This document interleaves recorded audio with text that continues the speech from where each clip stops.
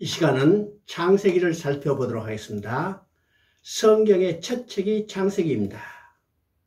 창세기는 모든 성경의 기초와 시작이 수록되어 있습니다. 그래서 창세기를 가리켜 성경의 못자리라고 말합니다. 다시 말해 우주와 인류의 기원과 원죄와 원복음 등 구속사의 시작이 들어있습니다. 그러므로 창세기를 모르거나 창세기를 바르게 접근하지 못한다면 나머지 성경 전체의 연관성과 점진성에 대한 맥을 잡을 수 없게 되는 것입니다. 그러므로 무엇보다도 먼저 창세기를 깊이 이해하는 것이 중요합니다. 일반적으로 창세기 하면 창조에 관한 많은 정보를 제공한 책이라고 생각하기 쉽습니다. 그러나 창세기가 50장인데 창조에 관한 기사는 단 2장뿐입니다. 그러므로 창세기는 창조에 대한 많은 정보를 제공해 주기 위한 목적이 아님을 알 수 있습니다. 그러면 창세기는 누가 기록했을까? 창세기는 모세가 기록하였고 창세기를 읽은 1차 독자들은 모세와 함께 출애굽한 이스라엘 백성들이었습니다. 그래서 모세가 창세기를 기록하는 것은 출애굽한 이스라엘 백성들에게 천지 창조로부터 출애굽이 있기까지 그들이 애굽에서 노예 생활하는 동안 잃어버린 역사를 알려주려고 기록한 것입니다. 또 그들을 애굽에서 노예 상태에서 구출해내신 분이 천지 만물을 창조하신 하나님이시며 그 하나님께서 이스라엘 백성들의 조상 아브라함과 이삭과 야곱에게 언약한 것이 무엇이며 그들이 왜 어떻게 애굽에 내려가게 되었고 지금 출애굽한 그들에게 향하신 하나님의 뜻이 무엇인지를 첫 번째 독자인 이스라엘 백성들에게 알려주기 위해서 기록된 것이라고 말할 수 있습니다. 뿐만 아니라 성령께서는 그 후의 모든 세대, 오늘 우리들에게까지 하나님의 백성들에게 자신을 구원하시기 위해서 하나님이 어떻게 구원 계획을 세우셨으며 그것을 어떻게 성취해 오셨는가를 가르쳐 주려는 것입니다.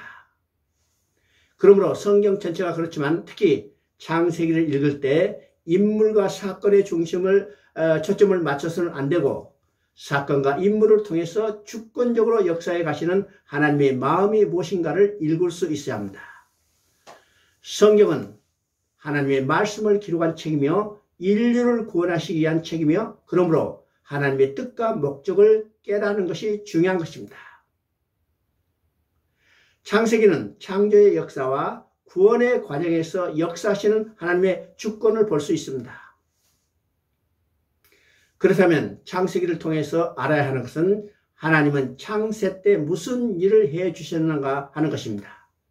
이 기록이 바로 창세기 1장과 2장의 내용입니다. 창세기 1장 1절에 태초에 하나님이 천지를 창조하셨다고 선언합니다. 이는 하나님이 누구신가는 설명이 없고 하나님의 주권적 창조를 선언한 것입니다. 그래서 역사와 우주 만물의 주인이심을 선포하는 것입니다. 또 1장에서 반복되는 세 마디가 있는데 첫째는 하나님이 이르시되 다시 말해서 하나님이 말씀하셨다는 것입니다. 두 번째는 그대로 되니라는 말씀입니다. 세 번째는 보시기에 좋았다는 말씀입니다. 이 말씀들을 통해서 천지 만물의 창조는 하나님의 목적과 계획대로 이루어졌음을 말씀하시는 것입니다. 그리고 엿새 동안 창조하신 것은 인간이 살아갈 환경을 조성하신 것이며 창조의 가장 마지막에 사람을 지으셨다는데 사람을 자기 형상 모양대로 지었다는 것은 하나님께서 말이 통하는 교제의 대상으로 인간을 지으셨다는 것을 말합니다. 그리고 2장 1절에서 천지와 만물을 다 이루어지니라고 말씀하십니다. 이 말씀은 하나님께서 하나님 나라 건설을 완성하셨다는 것입니다. 그리고 2절 3절에서 일곱째 날을 복되게 하시고 하나님이 그 창조하시며 만드시던 모든 일을 마치시고 그날에 안식하셨다고 말합니다. 이를 통해서 알 수 있는 것은 하나님의 창조의 목적은 하나님 나라의 건설을 완성하시고 백성된 자기 모양대로 지은 인간과 함께 살면서 완전하고 질서 있고 조화롭고 평화로운 나라에서 기뻐하며 즐거워하며 그의 영광을 드러내는 삶을 누리기를 원했었던 것입니다. 이것이 하나님의 창조의 목적이고 다른 말로 하면 안식을 누리는 것입니다. 이 목적을 위해서 주신 언약이 있는데 그 언약이 창세기 2장 17절입니다. 선악을 알게 한 나무의 열매는 먹지 말라. 먹이는 반드시 죽으리라고 말씀하신 것입니다. 이는 일반적으로 인간적인 관점에서 생각하면 금지 명예라고 생각합니다. 그러나 하나님의 마음, 하나님의 관점에서 본다면 이는 금지 명예라고 볼 수가 없습니다.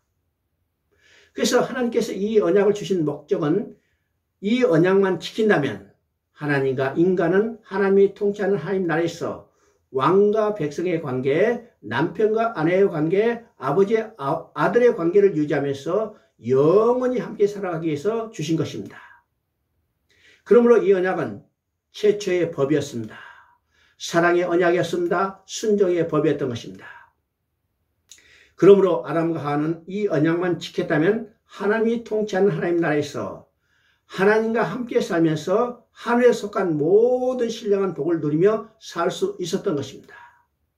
이것이 창세기 1, 2장에서 하나님께서 행해 주신 일이 무엇인가를 보여주는 것입니다. 두 번째는 창세기 3장부터 11장까지입니다. 이 창세기 3장부터 11장까지는 1, 2장에서 하나님께서 해주신 일에 대한 인간의 반응이 어떤 것인가를 보여줍니다. 인류의 시초인 아담과 하와가 사단의 유혹에 넘어가서 먹지 말라 하는 하나님의 언약 법을 범함으로 세상에 죄가 들어오고 죄로 말미암아 사망이 왔습니다. 그러나 하나님께서는 은혜를 베푸셔서 그들을 돌아오게 하시겠다는 새로운 언약을 주십니다. 이 언약이 창세기 3장 15절입니다. 창세기 3장 15절에서 하나님은 아담과 하와를 유혹한 사단에게 여자의 후손은 내 머리를 상하게 할 것이라고, 즉 여자의 후손으로 하여금 사단을 멸망시키고 인류를 구원해 주시다고 선언하셨습니다. 이것을 원복음이라고 말합니다. 이 말씀은 우리가 세 마디로 나눠 볼 수 있습니다. 첫째는 이제후로는 인류는 여자의 후손과 뱀의 후손 두 진영으로 나뉘게 될 것이라고 하는 것을 알게 됩니다. 두 번째는 두 진영 사이에는 원수가 될 것이고 싸움이 있을 것인데 이 싸움은 곧 영적 전쟁인 것입니다. 그리고 세 번째는 결국에는 여자의 후손이 뱀의 머리를 상하게 할 것이라는 것입니다. 이 언약의 궁극적인 의미는 인류의 구원자로 여자의 후손 곧 메시아를 보내주시겠다는 약속입니다. 그래서 이제후로 펼쳐진 구속사에 있어서 여자의 후손을 보내시려는 하나님의 계획과 준비와 이를 적극적으로 저지하려는 사단의 방해 역사가 대립적으로 나타나게 되는 것을 보게 될 것입니다. 또 3장 21절에서는 여호와 하나님께서 아담과 하와에게 가죽옷을 지어 입히시니라고 말씀합니다. 여기서 가죽옷을 통해서 가죽옷을 짓기 위해서는 짐승의 죽음이 전제되어야 합니다. 이 짐승의 죽음, 피 흘림을 통해서 그 가죽으로 옷을 지어서 벌거벗은 그들을 가려주시고 돌아오게 하시겠다는 것입니다.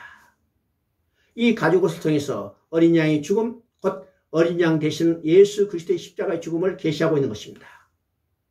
4장에서는 아담으로 말미암아 들어온 죄가 어떻게 확산되어 가는 것을 보여줍니다.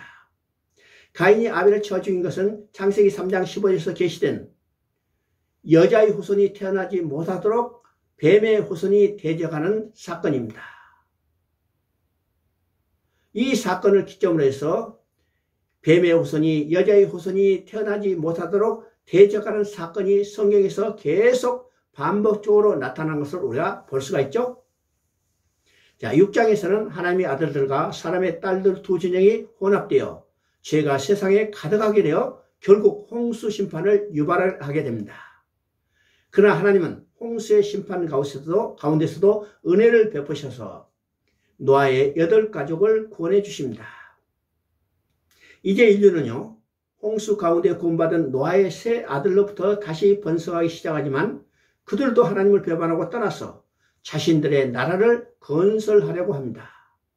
이 나라가 바벨이라는 나라였고 이 나라는 계시록까지 하나님을 대적하고 하나님의 백성을 괴롭히는 대표적인 나라인 바벨론으로 등장하는 것을 보게 됩니다. 이것이 하나님의 사랑에 대한 인간의 반응으로 3장부터 11장까지 내용입니다. 세 번째는 12장부터 50장까지입니다. 인간의 반역, 인간의 불순종에도 불구하고 하나님은 어떻게 해 주셨는가, 그것을 기록한 내용이 바로 12장부터 50장까지 내용입니다. 11장에서 하나님을 배반한 인간이 인간을 위하여서 온 바벨이라는 나라를 흩어버리셨어요. 그러신 후에 하나님은 자신의 계획대로 하나님 나라를 건설해 나가시려는 것입니다.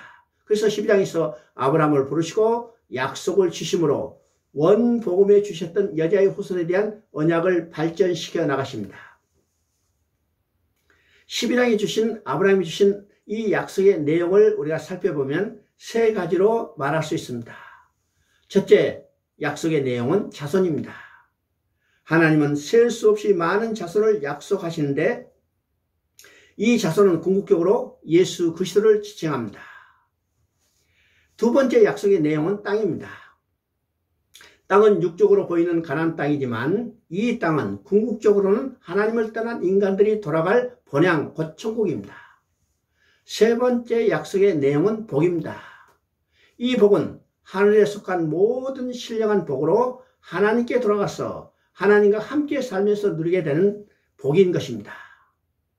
이 약속을 다시 정리해 보면 예수 그리스도를 통해서 천국에 돌아가서 하나님과 함께 살면서 누리게 될 하늘의 신령한 복입니다. 이 말을 다른 말로 하면 복음인 거예요. 그래서 갈라디아서 3장 6절에는 하나님께서 아브라함에게 복음을 전했다고 말씀합니다.